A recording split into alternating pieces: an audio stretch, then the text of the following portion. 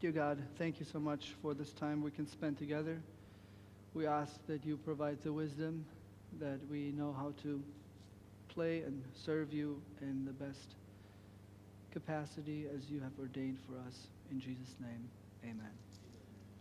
Okay, there's a book that I read some time ago. It's called The Musician's Way, and I found it very insightful, especially as it relates to the zones of practice.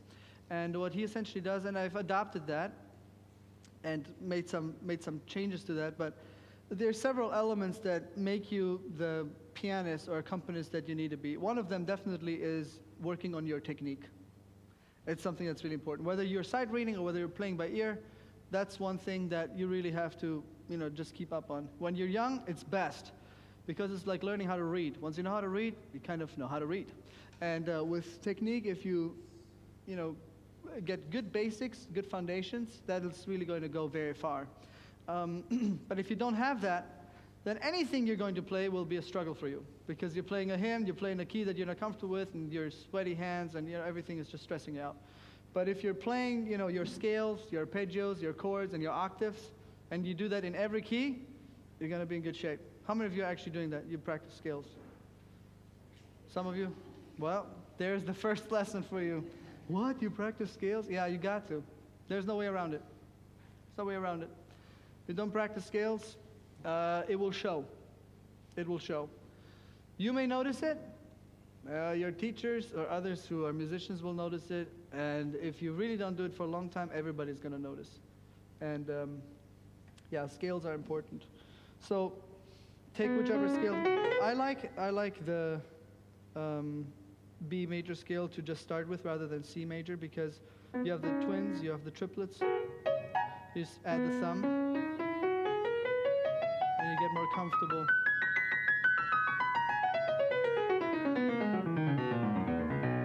And be very exact and precise when you're playing, right? So if, for example, I'm playing and not all the notes have the substance and sound, or you're missing, I'd call that a mistake. I would go back to it. There are two types of students. One type of student says, okay, I'm going to practice until I get it right once, and then they stop. And there's the other student who says, okay, I'm going to practice until I don't get it wrong again. And that's the difference, because when you're really wanting to master something, it takes a bit more dedication than just getting it right once. And so technique is good.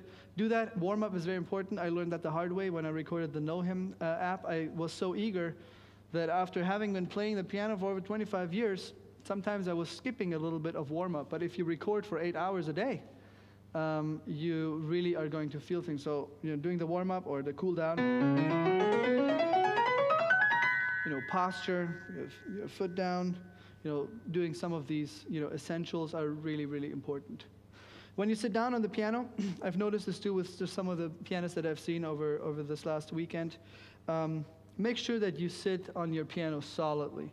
So when you sit down, your 2 feet should be parallel to the pedals. When you're playing more loudly, you have time to, and space to lean into the keys. There are 2 ways to play loud. Either you fall into the keys. That's a very Beethoven-like kind of sound. It's very grand and very big. And the reason why this is important is because you're using the weight of the arm to produce that sound. Does that make sense? Because the alternative is that you're just playing, and it sounds choppy, it looks blocky, and it's not going to have the sound that you need. And voicing is important too. So when I do chords, for instance, I try to have proper voicing. So which one do you want to emphasize? Just the bottom note? Tenor part? Alto part? Or upper one? Does that make sense? Well, if this is your choir, then you got to do some work of learning the weight for each note. Each finger also has a responsibility. And sometimes just using the right fingers to play the things will help. Do you have more control? The second and the third finger definitely come into play there. Octaves as well. Just playing the octaves like this, all with the same loudness, just sounds like you don't know what you're doing. Just making the difference of proper voicing. You hear the difference? we're just having, the voicing and the upper parts has a more brilliant sound than, it just has more breathing space.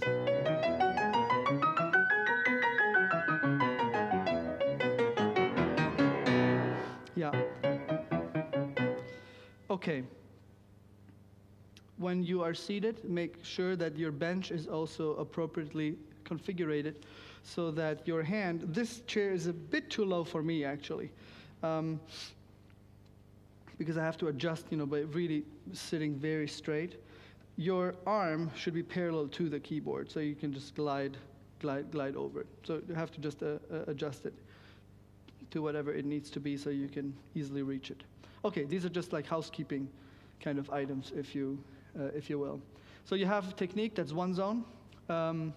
Then working on something that you already kind of know, developing material. That's another one, just refining it, maybe the tempo. And this is another thing too. When you practice slow. Everybody say practice slow. Practice slow. Because what happens, our brain, say I practice something very fast,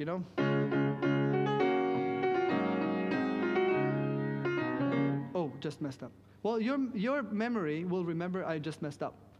But if you played it slow, then as you're practicing it slow, you are remembering, what you practiced well, slow, and then you gradually increase the tempo. Otherwise, you constantly have to undo the wrong thing that you played, even if it was just one time in the beginning.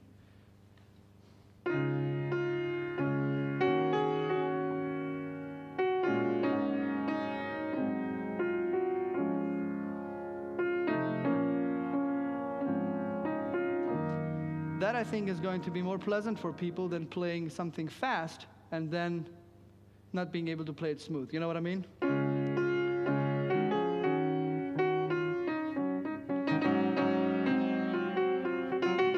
You know what I mean?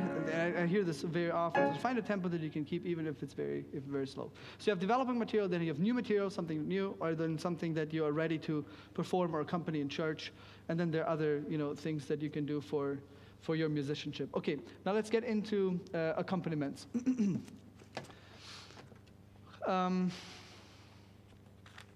What I recommend when you're taking a hymn, let's say 93, never played 93 before, as I'm reading it, make sure you look in the page and see which one is the fastest part, because the fastest part will determine how fast you can actually play the entire hymn. Does that make sense?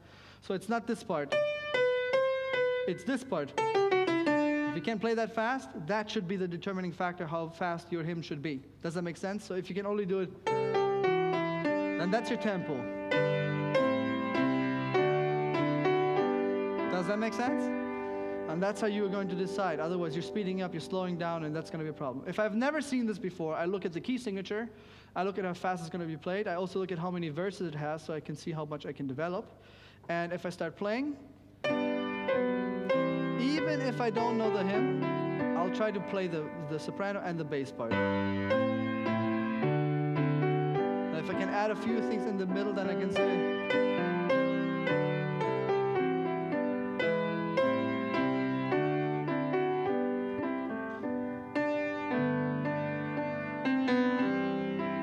if I'm pretty comfortable with that, I typically will take the chord in the right hand and put it, full chord. So instead of doing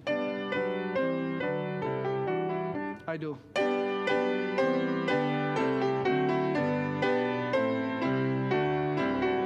Does that make sense? Because it becomes more congregational that way. And I've noticed that even today, if the piano is just half open and the church is full, which it was today, unless the person is really reaching for the outer registers, you can't really hear in the back. You're just going by faith. So then, I opened the entire piano, and I played full chord in the right hand, and the left hand I put it in an octave. So instead of doing the, I do.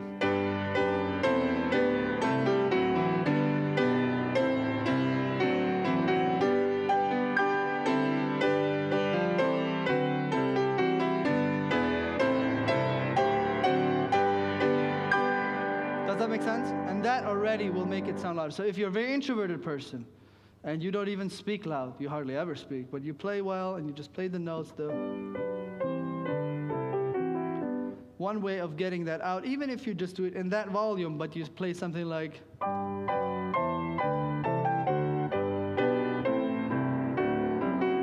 that already will help to give it a bit more sound. You know, you don't have to sound like me. I'm a man. I play very masculine. It's very loud. It's very strong. I select songs that are that way many times. I get it. But not everybody is like me, and not everything that I'm choosing will speak to everyone. That's why we have the variety that we have. But if you're struggling with playing that way, these things may help you, you know, play it that way. So that's why I'm sharing some of those aspects with you. Okay. Another thing is when you have anthem-like, where it's like march type, you know, 1, 2, 3, 4, very strong, like you have over here. Let me see if I can find another one. Oh yeah. Yeah, even this one, you know.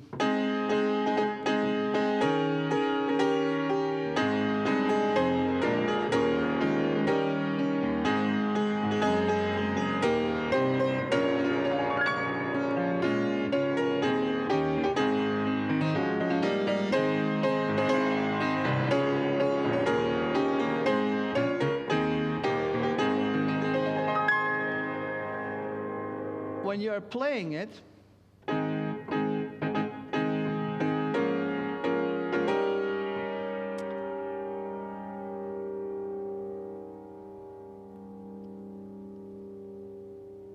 me see how I can explain this one. Sometimes, you know, pianists mean well, but if it has a march rhythm and it has really static kind of meter, keep it within that style. If you're doing the...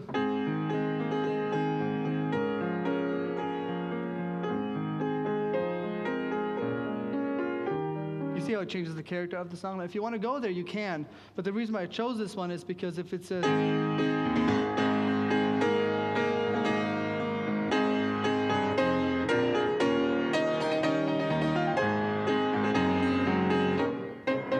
keep it within the character of how the piece is written. Does that make sense? So that's really important. And that's also important because sometimes it's the other way around, right? So if a person is known for pounding on the piano and you're just like hammering it every time, you have to learn to calm down a bit, you know, for some of the...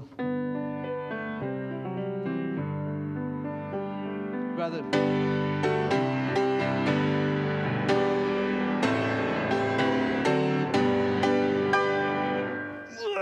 You know, maybe a bit too overwhelming. So you have to, you know, if you're coming from that end of like everything is loud and everything sounds loud and everything is always the same, adjust to the style and the character of the particular song, please. That's the point that I wanted to make with that. Is that clear for everybody? Okay. And then tempo is determined by who is singing there. That's why it's good for you to have people sing up front, or you are breathing with the people that are there, so that you get, you know, more of the hang of it. Yeah, and that will take some time.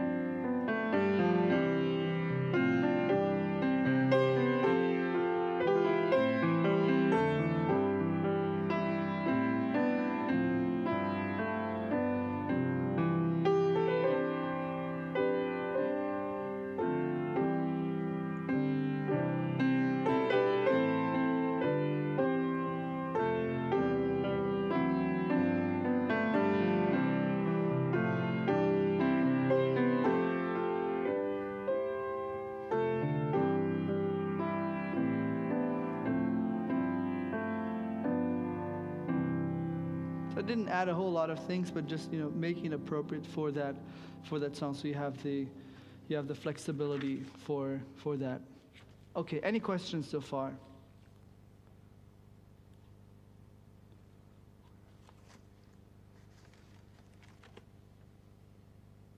Okay, thumbs up. You're tracking. Is good. Everything is building so far. Okay, good. Thumbs up. Great. So depending on how much you have in your, you know, technical arsenal, this is important, because if you only have a few ingredients in your home, that's only how much you can put into your meal. So if you lack spices, but you like spices, well, if you don't have spices, it won't be spicy. If you want it more sweet, if you want it more sour, whatever you want. If you want it to be hot, you need a stove. You have to have a knowledge of how you're using all of those things. So if you feel like your fingers are not moving fast enough for your scale, you haven't practiced that, you're not really good at chords, you have small hands, or you feel unsure about how to play it, you don't feel like you're missing the notes or whatever, or you feel like, okay, no, arpeggio is my thing, right?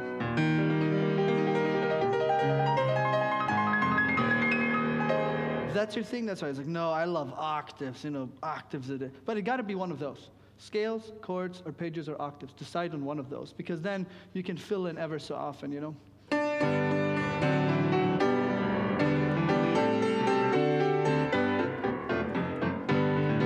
That's more southern. I didn't used to play like this. But that's the more,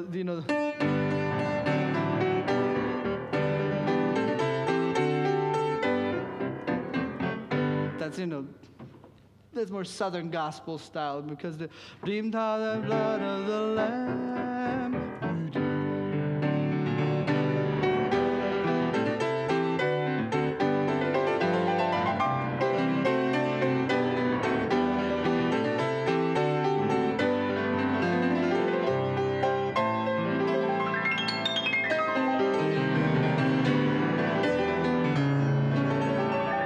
Now, if you have somebody who holds out, that long,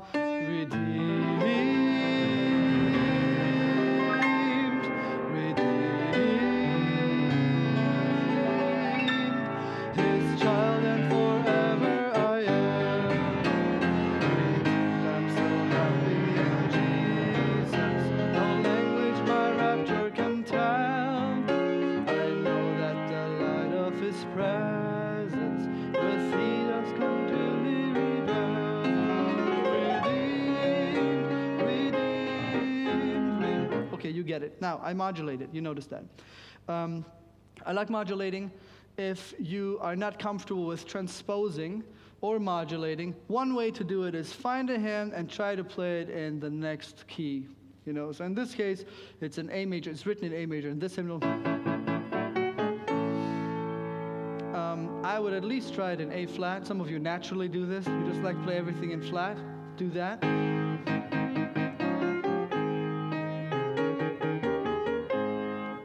Definitely try that out. So you at least have two options. People will always appreciate it. I used to work at New Start back in the day, and one time I played a hymn just to show, I was like, oh yeah, it's just a hymn, who cares?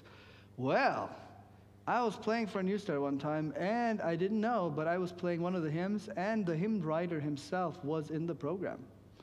And so then his wife came to me and said, just want you to know that you did a really good job. I said, thank you. It's like, in case you didn't know, I was like, whoa, that was great. And so the next morning, then we had such an early session. He then asked me, he's like, Erwin, could you take this hymn just a couple of, notes lower, because it's very early for us. I said, okay.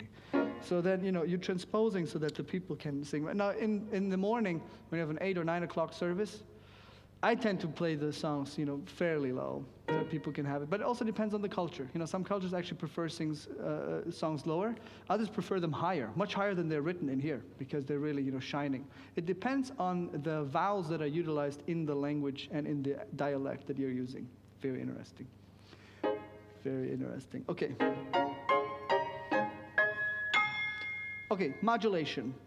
The clearest form of a cadence you have when you're using, the dominant going to the tonic. Now, if this doesn't tell you anything, any key that you're playing in has a tone, has a home bass. So if, for example, we're in C major, then this would be the tonic. This is the home bass. Whatever you do, this is your home. Home, right? No matter where you go. Home, right? No matter where you go. Home. Okay, so in a hymn, the home is whatever the key that it is written in. The very strongest, way of going home is when you're coming from the dominant to the tonic. That's at the fifth right here. In G. Just adding that chord to it. Right? This is how Amadeus Mozart, typically stressed his dad out. He would just go down and play the piano. And he wouldn't play the home bass. Then his dad would come, it's like, because he was a theory professor. Some people don't know that, but his dad was really prolific music theorist, and that's how Mozart learned a lot of the things. That's why he was able to write the sonatas he did when he was like 6 or 7 years old. He understood a lot about form, and so he put more content to it. Okay, so you have that. Each of them actually have a function. So you have the tonic, you have a parallel to that, you have double dominant, if you will, you have subdominant, you have a dominant. All of these have different names, and when you play the guitar, you may know that too, but if you play the piano, you have these as well. Now, what I did when I was about 13 or 14 years old is I took a paper and I made a chart. And on this chart, I'm not sure if you can probably see that. Okay, on this chart, I just put down a scale from C all the way to C, and I wrote the chord on top of it. And I also just wrote it down. You can write it down as well. You can do it in an Excel sheet, and maybe you'll find something online that did it for you. But back in the day, I didn't have no internet, so I did it myself. And I'm glad that I did it, because now I know it. So then I put down the C, E, G, D, F, A.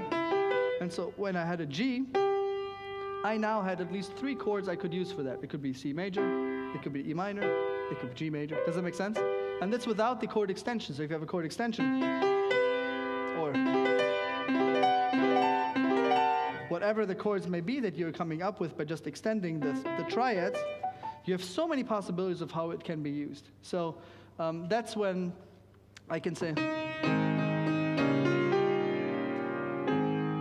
or I can say, you hear what I'm saying? You're using a parallel part. And, or. Does that make sense? Painstaking process. Oh, I remember, this is like 20 years ago for me when I wrote down the melody, and I just wrote down what harmonies could possibly work together. Oh, the first arrangements I did were so saturated. Each chord was different. I mean, it was amazing. And when you write it down, the theoretical exercise, sometimes it's not very practical because it just takes too much time, and people will not appreciate it because it's just too much. Just find something that works. But that may be something for you to just write down. If you just want to, go ahead and play, hey, if you're good at hearing what I'm playing or others are playing, then, just copy it and make it your own. But that's definitely one way to use it. So when you're modulating, it's the process of how you get to the transposed key, any key that you want. So if I am in C major, a good way to go to another key, say I want to go to D flat, I have to know what the 5th or the dominant is of that. And the 5th or the dominant is A flat 7, right? Right? So technically you want to do, or you keep this note up here, which then leads to the next one. I used to do a piano exercise that went like this. This is what Rachmaninoff did as his piano exercise.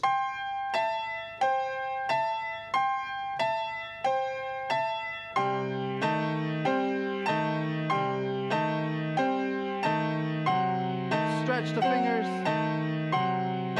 flat fingers.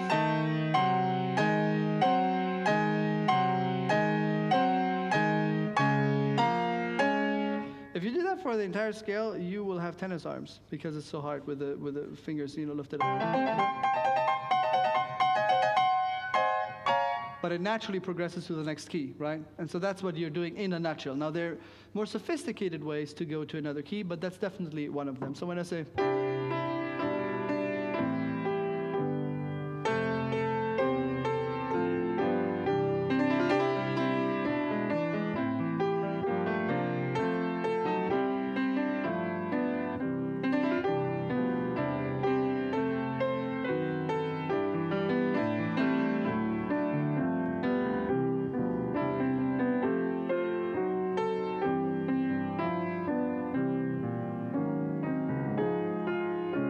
you see what I did? So even if you just had that one chord, you will be able to get there. What you can do to combine it nicely or share it, transition.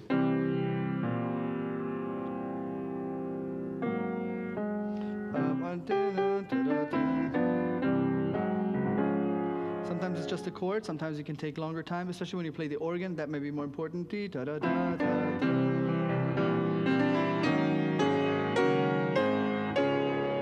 put on top of it, some people, what they do is they don't just use the fifth of the next key.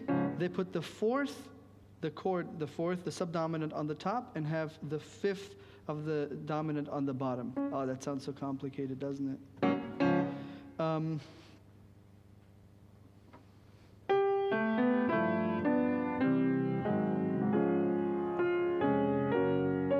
That's one way to go there. If you're practicing with a choir, you'll have to do it for warm-up all the time.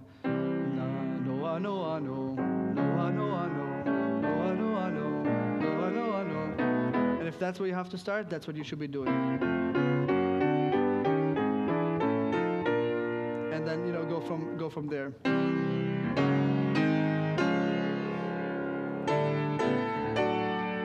How many of you know how to modulate? You have done it before. You like to do it. Is that how you're doing it? How do you modulate? Go ahead. Yep. You can do that. So really, the connecting point is wherever you may need to go is that you're playing the fifth there. Now, the reason why 5/1s are working really well is because you can go from there anywhere. And then.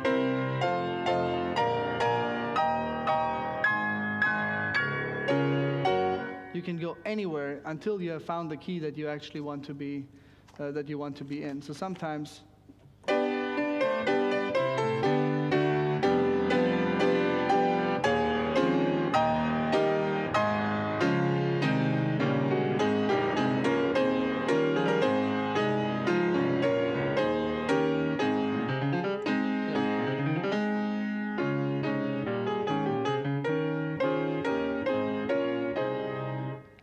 I would do the chart, process for sure. Now, let me just show you some of the reharmonization that you may find insightful.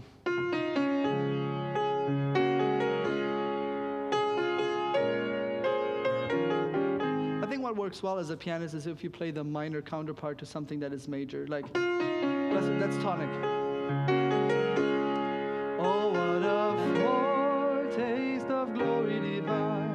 If you know that it's 1, 1, 6, 2, 5. If you have that concept down, you could do it at any key, even if you don't know the exact notes you're playing. Say we're in E now. Blessed assurance, Jesus is mine. Oh, what a foretaste of glory divine. Does that make sense? Sometimes I think we're so stuck where, I used to have a friend, he calculated every single note that he was transposing. Oh my, I would not be able to do that. But having the function, actually may help you to do that.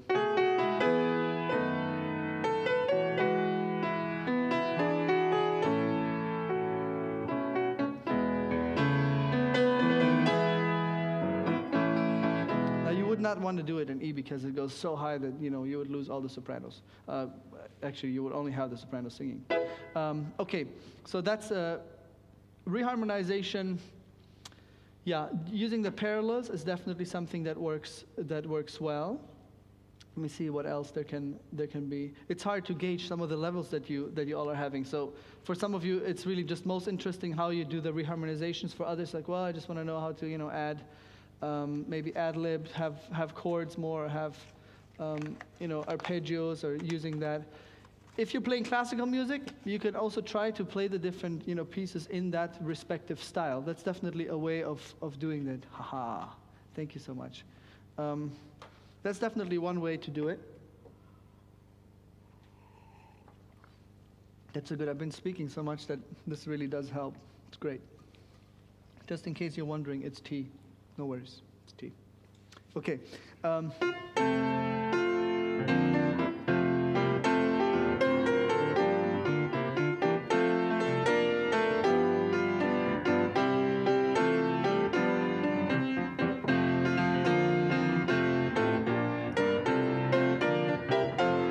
I like that too. Always finding melodies that kind of go with it. Us around the throne, we're marching to that. That's another one to do too. That's another thing that helps to kind of approach the note from the bottom. All to Jesus I surrender all.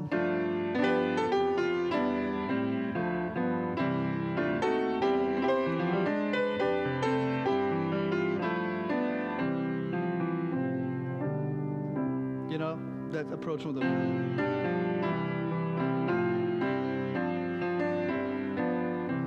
that helps as well. Okay. Any questions that you have? Or what are some of the things that you're interested in knowing a little bit more about? I have a few things on the list, but I'm happy to respond to the things that you may want to have responses to, or a particular hymn that you want me to play, and see how I would play it, or some of the things that you'd have questions about. Go ahead.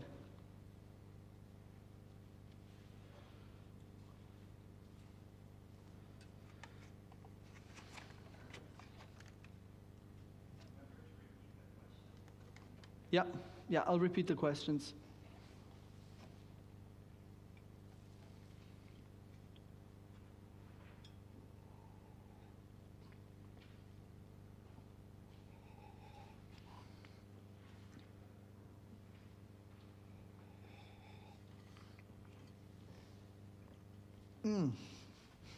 Okay.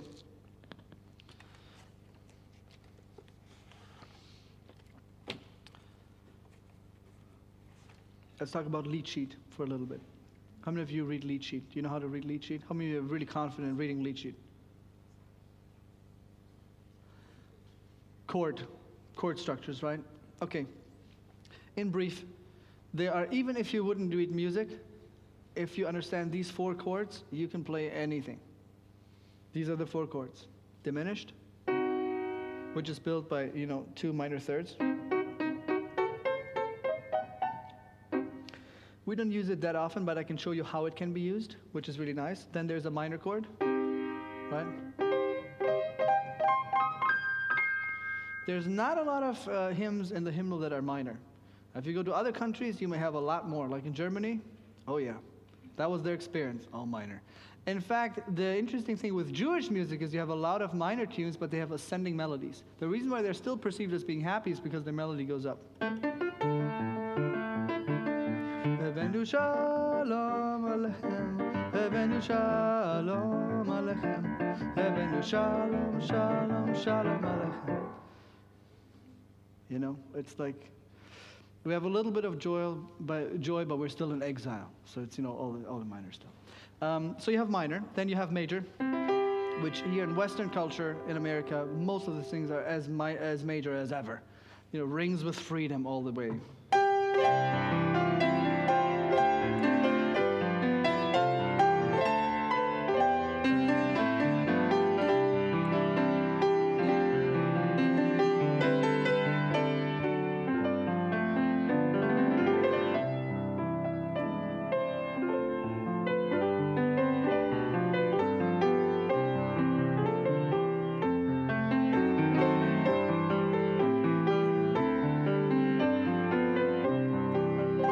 So it's very major, it's very happy, freedom, rings, liberty, all the way. So not all music around the world is obviously that way. Major, and then you have augmented. Augmented, very, very. Now in film scoring, most of the time the diminished one is used, it's more of a cartoonish. But in hymns, it's not used that way. In hymns, it is used to segue into certain passages. Like for instance,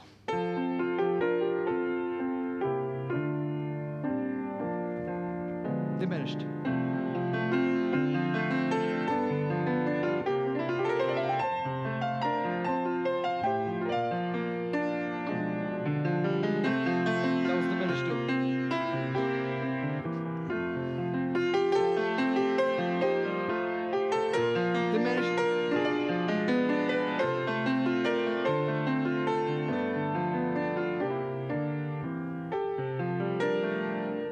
Augmented. Check this out. You hear that? Diminished.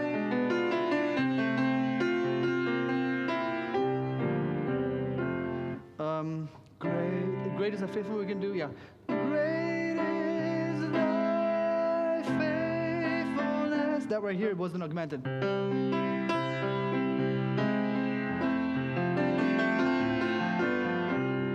One piece like a river.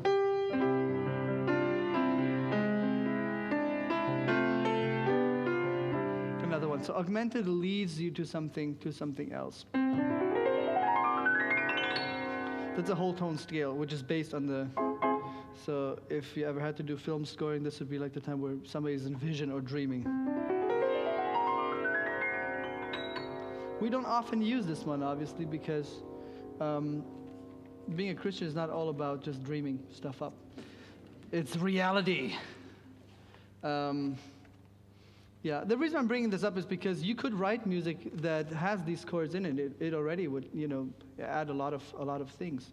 Because we have visions too. Maybe somebody should write a song about Daniel 2 or Revelation chapter 13 or 17, and put some of that in there. I think people would appreciate it because it would be appropriate to what you're writing about. Okay. Yeah, but just having that already is going to help you. And I'm saying that also because if you're writing songs, you have so many versions of how you can write it. Do you want to make it happy? Do you want to make it sad? Do you want to make it scary? You want to make it, dreamy? All these options, with the different chords that you're using. So you can do that. Your Savior, diminished. Hear my humble cry. Augmented.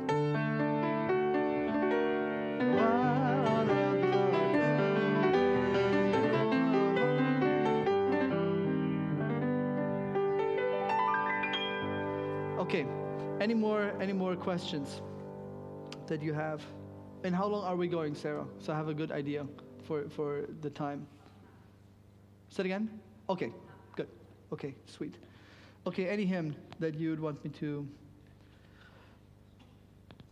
play or that you want to explore more on?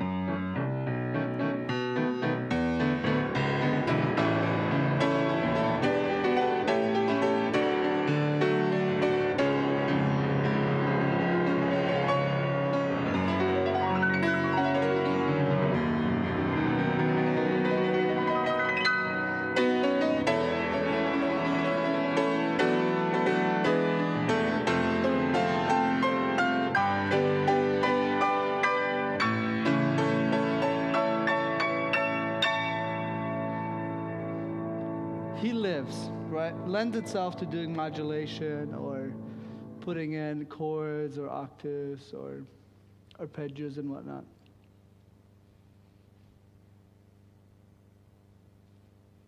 Yeah. I'd be comfortable with that because it's grand and gives a lot of opportunity to play in between where the singers are holding out. So it doesn't interfere with what they're singing because they're holding it out when they do sing it. He lives, right? There's so much you can do in between that they will appreciate when you do. Okay.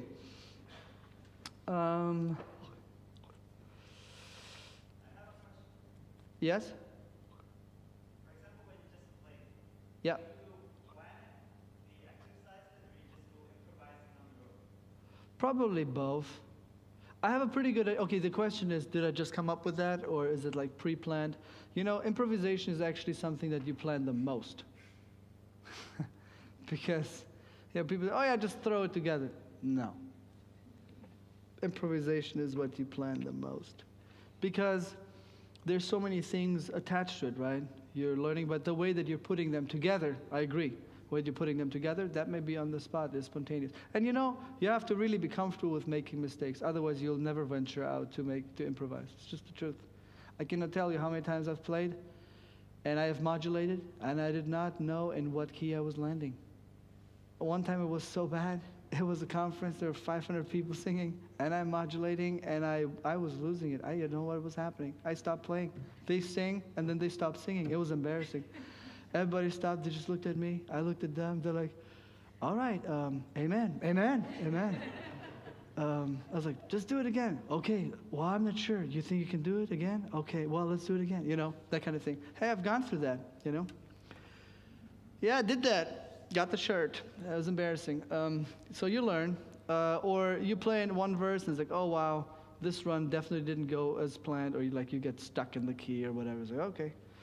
But the other side is also true. You play, and sometimes something really beautiful happens. You're like, whoa, I want to do that again. That sounds beautiful. And then, you know, you do it. You have to be okay. You have to be okay with venturing out. If you don't take, you know, that risk, even if it's calculated risk, then you will not know. And if you are not wanting to take those calculated risks, just write it out. Write it out. I had a good friend of mine. She would not want to improvise on the spot. But when she took the time to arrange it all out, man, it sounded like she was coming up with it on the spot. But it was like so well pre-planned. It was so good. Really, really good. Now, I've been doing this for a while. I have an understanding of the theoretical backbone, you know, the format. And so then filling it with the content, I can choose what, you know, what may work well or how I feel. Then it's also depending on the instrument, right? Sometimes the instrument is like really easy keys. You can do a lot more things fast and whatnot. With others, not so much. Or when your piano is out of tune in certain ways and you can't use those notes. Otherwise, everybody's like, as if it's your fault that it's not tuned, you know. So, okay. Do you know which hymn is the oldest hymn in the hymnal? In this hymnal? Just doing a little Q&A here for you guys. 555, Shepherd of Tender Youth. It's from the 2nd century. It's the oldest hymn in the hymnal.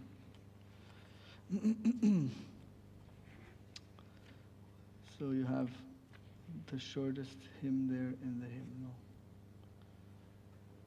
Okay.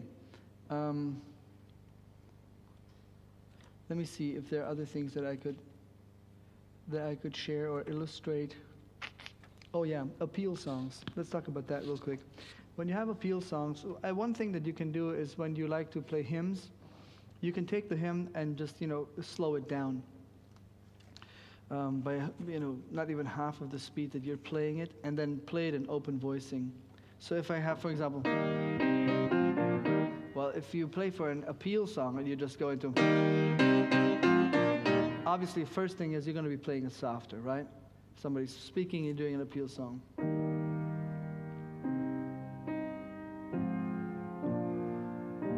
But maybe you can just take this as a basis.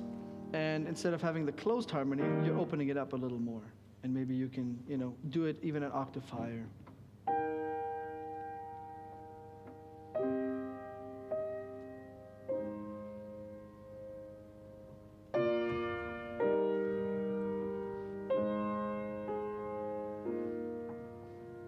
oh, that'll do anything, that it needs to do for the speaker to speak.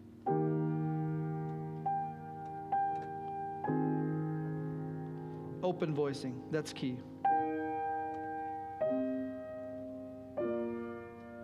So instead of doing it this way, we take the middle note out and put it up. And then you can do it in different inversions.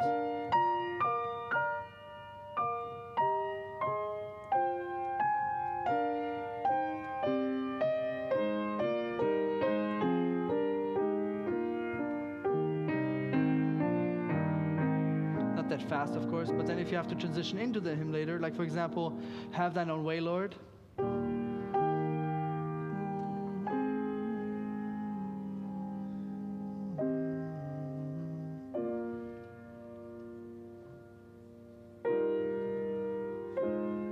That helps a lot. There's so many evangelists that are struggling with finding somebody who can play that. And that's actually a really nice way to do it. You don't have to always do it, but sometimes it does help to create an ambiance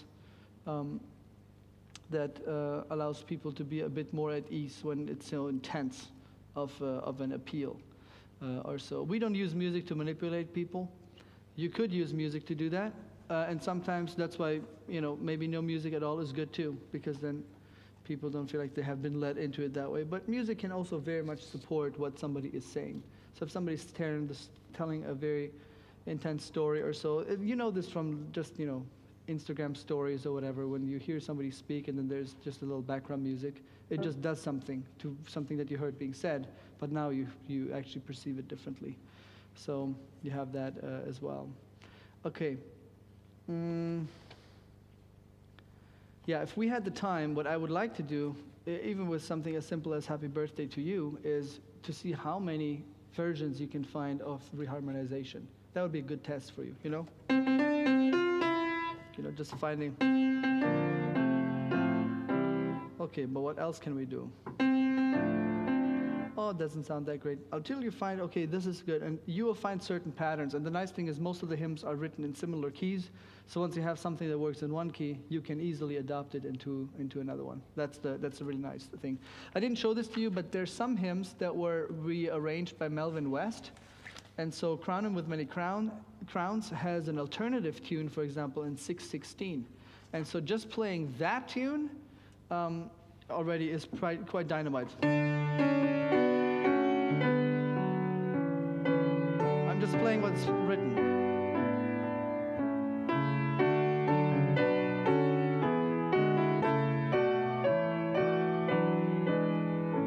It's pretty nice.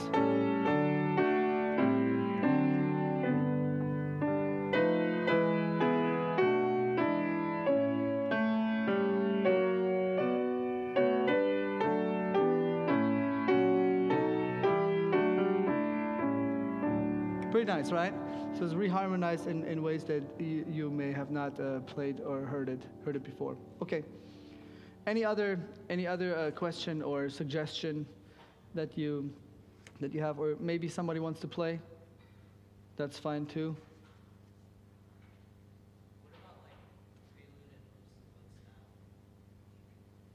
Okay, that's good. It depends on the church. So if prelude is something that people listen to, German churches are like this.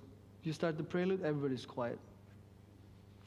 You start the postlude, everybody's seated until the postlude is done. And then people stand up, and then they leave. So music doesn't have the purpose of just having, the background function of, okay, hey, we're passing out the emblems for communion. Hey, people are coming in to gather. That's not what music is for them there. German church is like, you play the prelude, and you can hear, actual prelude by Bach sometimes, But only recently, most of even classical Baroque music is not really played in church as much as it is just an arrangement of a hymn. Or something that So the reason I'm saying what I'm saying is sometimes it depends on the church. If it's more background, then what happens is if people are chatting it up in the sanctuary, then the louder you play, the louder they will talk. Because they're not there to be ushered into the sanctuary, they're just there to have the conversation before the sanctuary service starts, right? So then whatever you play, it's, keep it succinct so that you have that. And then for postlude, it depends on the message. If it is a message that is just like, let's go, mission, then I may play something really grand,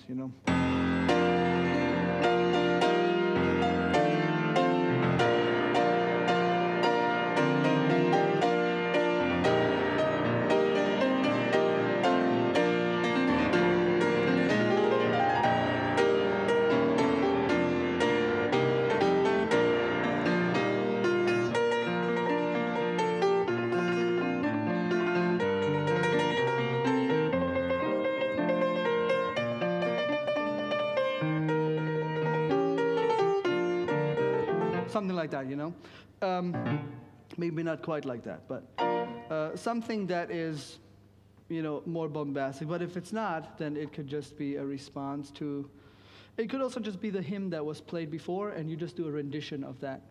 You know what I mean?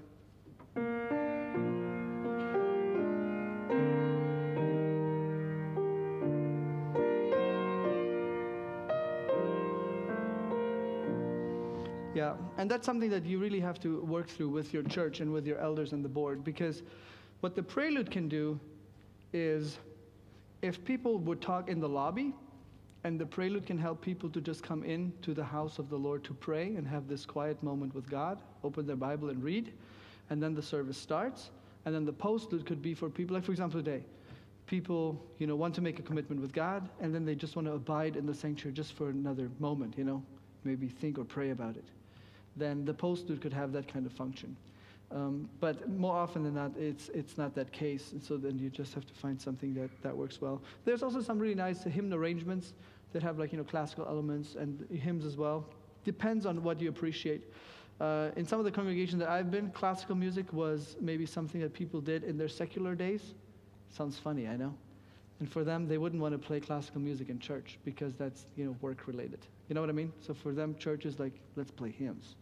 Whereas here in America, you don't always have that connotation. Like classical music is very much, something you can play in church. Depends on the culture. But obviously a lot of classical music has been written in Germany. So when you think of the writer and you think of all the wine that they were drinking and all the women that they had and, all of that, it's like maybe it's not something that you want to bring in the church. Whereas here it's just like, I didn't know that. I just like the song and I'm playing it, So it depends on the context. But people would bring all of that argument too. Sometimes, even the lifestyle that some people may have, although it doesn't correlate with the song, still could mean that a person could have written a nice song. Otherwise, we'd have to throw out some of the hymns that, David wrote. And he had some issues too, but God said, okay, I'll keep your songs. So you have to, and I'm saying that too because in most recent years, sometimes we have some publications here and also worldwide where some people may have, gone a different direction later in life or so, but they still nevertheless wrote some really good songs. It's a difficult decision to make, right? Because you don't want to support what they have been doing, but then they may have written a really meaningful song. So it's something that you really have to think about, and as a church, how to navigate through that in ways that is most glorifying to God. Okay, well, I'm wondering about some of the other elements that we could explore. Yeah, but writing your own arrangements is actually something that you could really take on. I know some people have asked me, hey, write your arrangements and put them out, and then we'll just buy it and we'll play it and all of that. But I'm really more interested in you unlocking some of the things that you can do. Like think of something that you can do and try to see how you can apply it into these hymns right here. Also, look into some of the other hymnals too, maybe from other denominations. They have very similar hymns as well, but sometimes they have an accompaniment part, which is really nice. So they may have an accompaniment part and they have a descant part, which is also very nice. So for the last verse, and they're adding descant. Or get a hold of one of the newer Romanian hymnals where Gabriel Dumitrescu, he reharmonized all of the hymns. So if you, feel like you want to rehash a little bit, some of the arrangements and do them a little different, he has a reharmonization for almost all of them. So instead of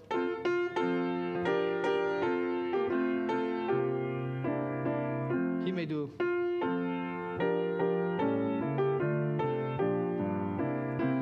something that you would do intuitively, maybe he actually wrote out. And so it's kind of nice. If you need that, then you have that as well. Okay. Yeah, it's really important that you prepare for your hymns well. In fact, you should be so prepared that you could play it without having to look at your fingers or at your music. You could just watch the singer. Because otherwise you're so engrossed in your piano playing that you cannot really, see what is happening. You know who you are. And it's just how it is. So, I'm so focused. Everything is about me. Well, but there's an entire church that needs to sing with you. So it's kind of fun. And listen to what people are saying. I used to be very sensitive in this, like very sensitive. It's like, Erwin, you play too loud. I was like, oh, crushed in my soul, You play too slow. I was like, oh, But it's good to listen because every congregation is different. So the feedback that they're giving you, just see whether this is only one person thinking that or more people. You know what I mean? Because everybody says you play too slow. Well, maybe you should listen to that and say, well, what if I can make some of my... If you play too loud, then okay, well, maybe this and that and the other. So be sensitive to that rather than be all, hurt in your soul. Just say, hey, thank you so much. I appreciate it.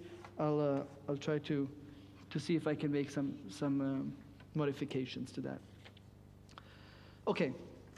Hey, I'm still here if you have other questions that you don't want to ask here in public. I understand.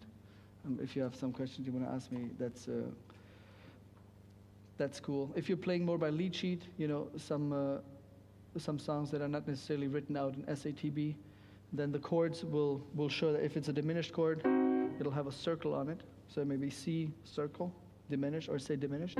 Minor, it will be just the capital letter like C, and then an M that is lowercase for C minor.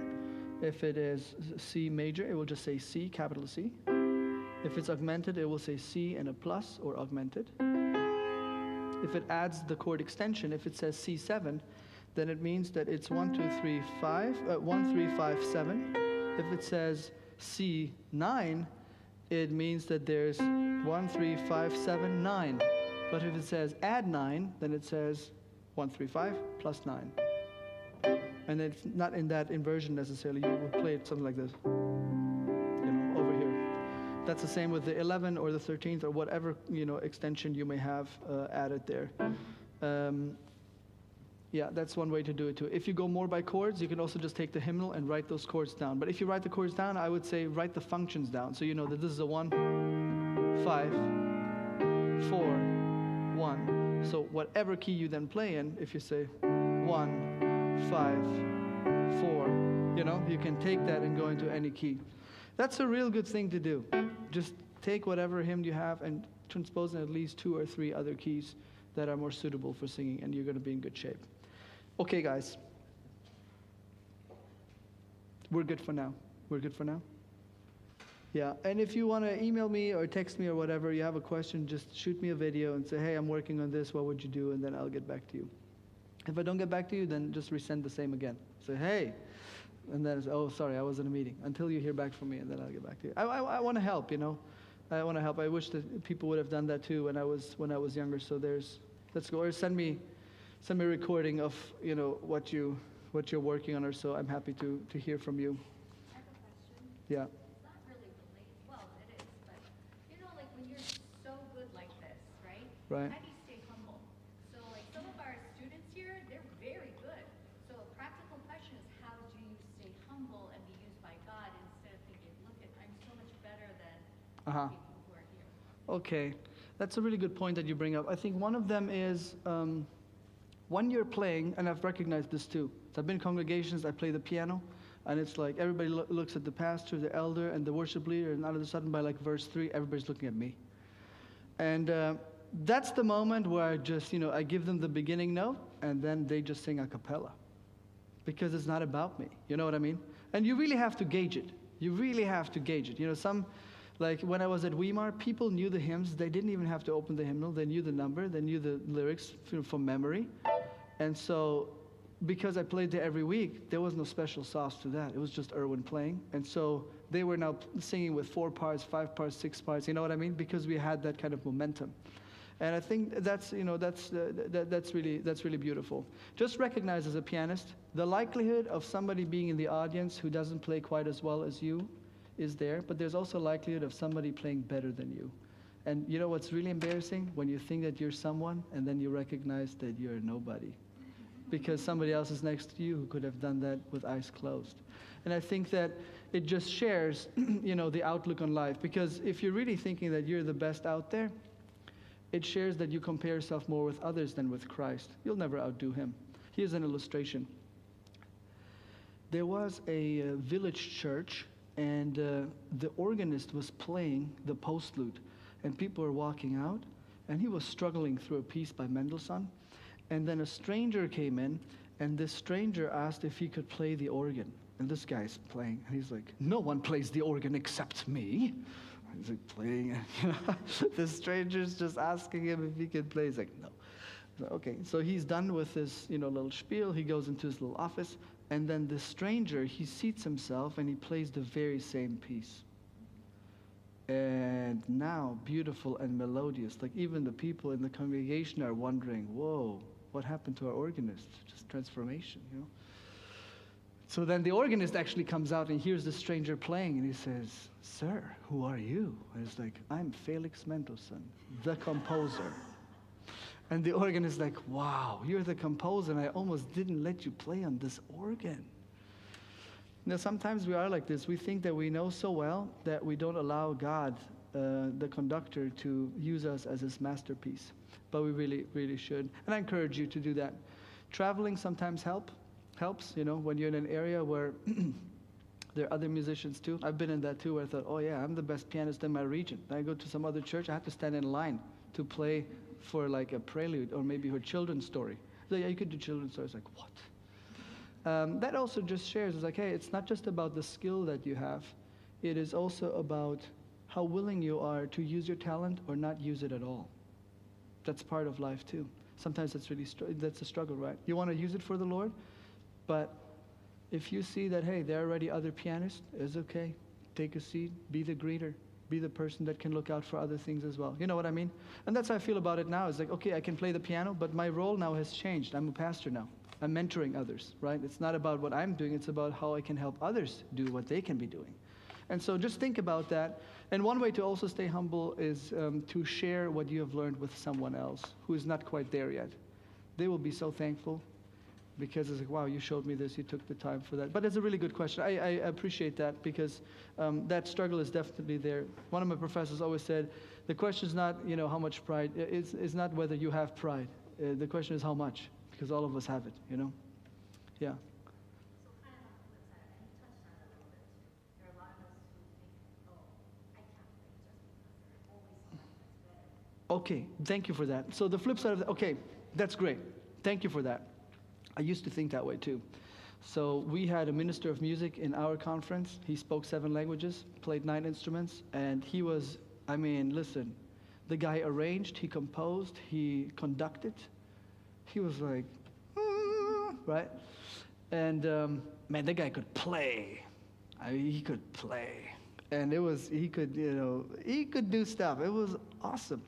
And I just recognized, like I was sharing yesterday with Zephaniah 3:17, I think what you will find is when somebody is more advanced than you, that when you are doing things from a sincere heart, for the sake of, worshiping God and the art and so forth, you will find that those that are more advanced than you, that they actually appreciate, what you're doing. You know what I mean? They don't look down upon you. Okay. The question is, okay, I'm sorry. The question was the flip side. Well, what if there's somebody in the audience or somebody that is playing and says, well, I'm not good enough because there's somebody better than me, In my experience, I've seen that most of the time, people are really appreciative, They're really supportive. They're saying, hey, you're doing a good job. Keep going. And they don't just say that. They actually mean it. And I actually mean it. For what I've heard for some of you playing, I really mean it. I think you're doing a good job, and you're going to be learning in your responsibilities. That's the truth. Good job today. Good job. It was a full house. It's not easy to, navigate. I was in the first row, and I was showing him, like, hey, give more time. Because he was going and he was going with it. And I was like, slow down. He was like, yes. But keep the people in the back in mind. I had to learn that the hard way. You play for a church, as here you have 300 members or 400. Then you go to GYC, you have a couple of thousands. You go to the GC, you have several thousands. Well, everything is impacted with how you play and how you relate to those that are coming. So my encouragement, again, if you really want to know what the advanced ones think, just ask them, hey, what did you think of my piano playing today? And if they really thought it was trash, then they should tell you to your face. And if they don't tell you to your face, then, you know it was probably not too bad. Just do that. Because sometimes we're assuming, right? Well, I'm not really that good, but you never actually asked. And, if the person hasn't had that experience of being very supported, they may not come to you. That's what I'm doing now. I'm trying to encourage people. It's like, hey, you know what you're doing? Go to them, mentor them, help them. But the same thing is what you can do, right? You're 15 years old. There's somebody who's 8. You encourage the 8-year-old. And it's like, wow, this person really encouraged me. And so that's how you continue the legacy. So, yeah, don't be discouraged. Do a good job for God's glory. Music is underutilized in many ways for evangelism or education or anything else. If you think of people like Ben Carson or so, what opened the door for him was that he knew the same music he listened to with another surgeon in the operating room. They recognized the same symphony. Then they started the conversation, and from there the network started. He just said, hey, I want to listen to classical music when I'm doing this. Okay, fine. Or wherever it may be. So music will always come into play in ways that you may not anticipate. Yeah, I'll tell you a story about how music impacted somebody. One of my wealthiest clients that I had, very well off and very educated, had a very large company, and he came to one of my presentations, and he accepted everything, health, spiritual, everything. And I talked about music. He was like, nope, this is a problem. And then he sat me down. It was like a Nicodemus kind of a conversation in the middle of the night. I was like, whoa. So I'll tell you about that later tonight if you come to the last presentation. Otherwise, you'll miss it. Okay. We should probably pray. Thanks all for coming. And hopefully it was something that you benefited from. Thanks also for those that are watching online for joining us. Dear Lord, we thank you for the gift of song. We thank you for the young people here, that you've endowed them with so much talent, and the hours that they could have spent doing other things, but they have practiced, sometimes because their parents forced them, amen, and sometimes because they actually wanted to. But you use all of these things for your glory, and I just pray that you open the doors for them to serve before kings and queens, and that these people will go forward having a certain sound to proclaim, so that your praises will be heard abroad. That's our prayer in Christ's name. Amen.